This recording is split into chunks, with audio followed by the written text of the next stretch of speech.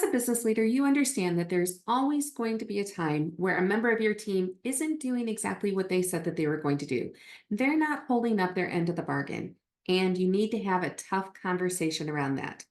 Well, in the next few minutes, I'm going to share with you how to have these really difficult conversations and turn conflict into collaboration. I'm Sarah Anderson, and I have worked with over 4,000 people, helping them turn conflict into collaboration. And in every single one of these videos, I share a technique that you can begin to use immediately. And it's done through a framework that I developed that's called CALM. It's a really simple, easy framework to use. In CALM, what we're doing is we're clarifying the objective of the conversation. So we're going to start the conversation by really getting clear about what it is that we're trying to resolve from the get-go. So listen to a moment from this training and let me explain it to you a little bit further. Let's just imagine you got a person working for you. Their name is Alex. They've been late to work a bunch. They're missing deadlines. This has been going on over the last month. So the first thing you might do is sit down with Alex and clarify, this is not a reprimand. I'm not here to reprimand you. I'm not here to write you up.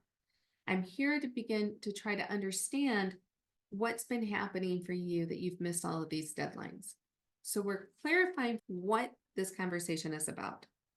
Then we're going to acknowledge emotions, our own emotions, because that's the emotional intelligence part, and the emotions of the other person.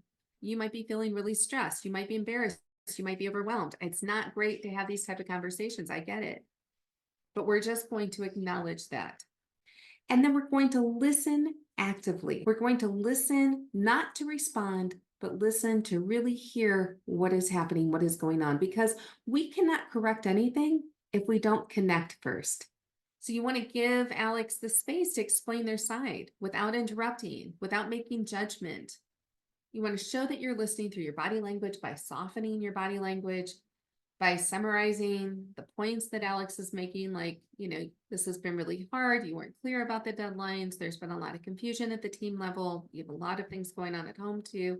You want to be able to summarize all that to make sure that you have understood them correctly, because that's how you really connect here. And then finally, we're going to move to solutions.